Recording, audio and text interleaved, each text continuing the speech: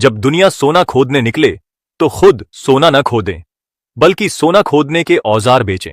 आप इस तस्वीर को देखकर सोचेंगे कि बस इसे ही गुलामी कहते हैं, पर आज भी एक नई गुलामी मौजूद है, जिसे मॉडर्न डे स्लेवरी या स्क्रिप्टेड लाइफ कहा जा रहा है। कितने ही लोग दिन प्रतिदिन एक ऐसी जिंदगी जी रहे हैं जहां से बाहर निकलना उनके लिए नामुमकिन सा लगता है। स्क्रिप्टेड लाइफ उस तमाशे जैसा है जो आपको कभी बाहरी दुनिया को पहचानने ही नहीं देता।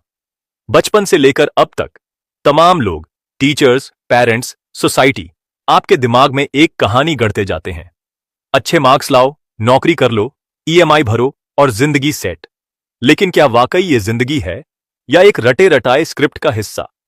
इस सवाल पर कोई ध्यान नहीं देता, क्योंकि हमारे चारों तरफ वही हाइपर रियलिटी फैली हुई है, एक कृत्रिम छवि जो असलियत से बहुत दूर है। स्कूलों में हमें क्रिटिकल थिंकिंग से दूर रखा जाता है ताकि हम आसानी से भरोसा कर लें। कंपनियां बेइंतहा विज्ञापनों पर खर्च करती हैं ताकि हम खरीदते ही रहें, और मीडिया हर पल हमारा ध्यान खींचना चाहता है ताकि हमारी असली सोच न पनप पाए। अब सोचिए, हमें हफ्ते में सिर्फ 2 दिन छुट्टी दिया जाता है, जिसे हम जिंदगी भर शनिवार इतवार मानकर जश्न में गुजार दें, मानो हर रोज जीने का हक सिर्फ उसी वीकेंड को है। असल में ये एक चाल है, आपको model, mediocre, obedient, dependent, entertained, lifeless बनाकर रखने की। लेकिन अगर आप इस फर्जी स्क्रिप्ट से आजाद होना चाहते हैं, अगर आप हर दिन अपनी शर्तों पर जीना चाहते हैं, तो इस वीडियो को अंत तक देखिए, क्योंकि हम एमजी डेमार्को की अनस्क्रिप्टेड से ऐसे 4 प्रिंसिपल्स लाने वाले हैं जो आपको नौकरी की बैसाखी से उठाकर असली आजादी की राह दिखाएंगे। First principle, become a producer, not a consumer.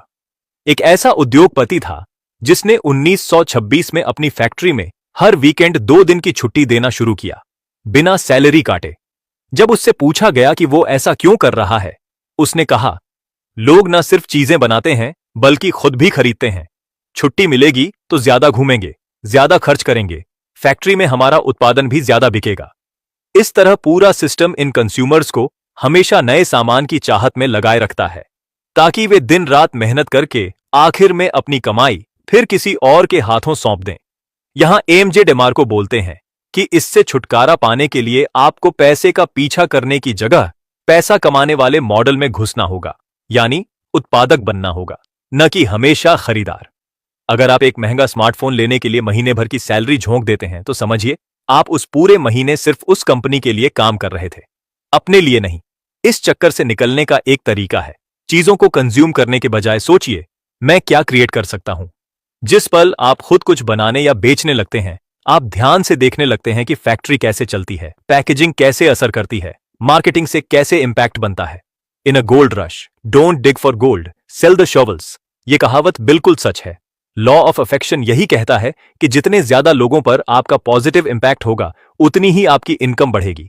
चाहे आप सस्ता प्रोडक्ट लाखों लोगों को बेचें या महंगा प्रोडक्ट कुछ गिने चुने अमीर कस्टमर्स को। इसलिए उत्पादक बनने पर फोकस कीजिए, लोगों की मुश्किलों को पहचानिए और उन्हें हल कीजिए। बस इसी सोच से आप अपना बिजनेस या प्रोडक्ट आइडिया पैदा कर सकते हैं।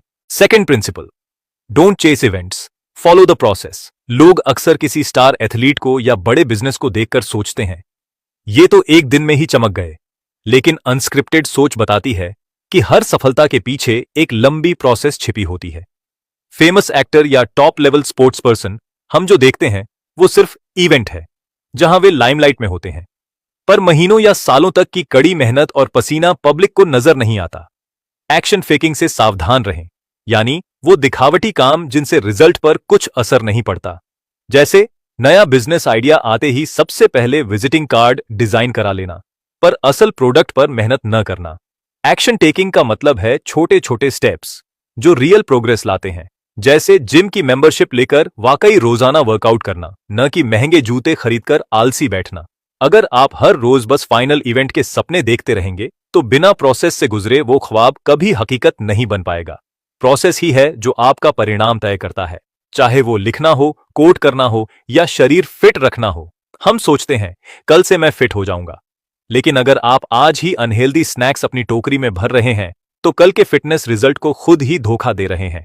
Third principal, build a brand, not just a company. कई लोग सोचते हैं कि बस एक रजिस्ट्रेशन करा लो, लोगो डिजाइन करा लो और कंपनी बन गई। पर एमजे डेमार्को के मुताबिक ब्रांड बनाना कहीं ज्यादा अहम है, क्योंकि ब्रांड के साथ लोग इमोशनली जुड़ते हैं, मात्र एक नाम या लोगो के साथ नहीं।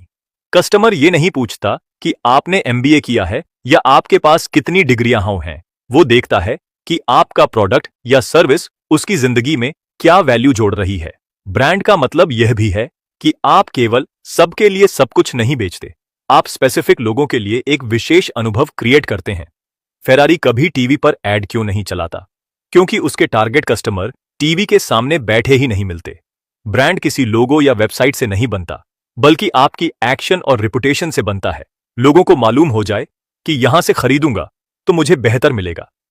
अगर आप सच में बड़ी सक्सेस चाहते हैं तो बस कंपनी खोलने से आगे बढ़ें। अपनी क्वालिटी, वैल्यू और ईमानदार सर्विस से लोगों का भरोसा जीतकर ब्रांड बनाइए। हम सोचते हैं लोगो डिजाइन कूल हो तो कंपनी हिट हो जाएगी, पर असली सवाल यह है, आपके कस्टमर को फर्क क्यों पड़े? कस्टमर को आपकी पहचान से ज्यादा अपनी जरूरत से मतलब है। Fourth principle, graduation is not the end of education. कई लोग ग्रेजुएशन के बाद पढ़ना बंद कर देते हैं। उन्हें लगता है कि ग्रेजुएशन का मतलब शिक्षा का अंत है, पर यह सच नहीं है। असलियत में आपकी असली जिंदगी ग्रेजुएशन के बाद शुरू होती है। अब सवाल यह है कि अब तक जो कुछ आपने सीखा है उसे आप कैसे उपयोग में लाएंगे। आपको ग्रेजुएशन के बाद भी सीखना जारी रखना चाहिए। आज इंटरनेट पर आपके सीखने के लिए हर तरह की जानकारी मौजूद है। आपको बस यह तय करना है कि आपको किस समस्या का समाधान चाहिए और फिर उस पर स्टेप बाय स्टेप फोकस करना है। बहुत से लोग पढ़ना शुरू करना तो चाहते हैं, लेकिन उनके मन में यह सवाल रहता है कि कौन सी किताब पढ़ें। इसका जवाब यह है कि आपको वही किताब पढ़नी चाहिए जो इस समय आपकी सबसे बड़ी समस्या का समाधान करे।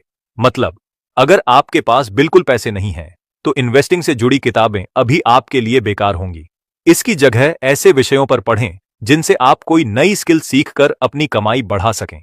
अगर आप अभी स्टूडेंट हैं तो पहले सेल्फ डिसिप्लिन और हैबिट बिल्डिंग पर ध्यान दें।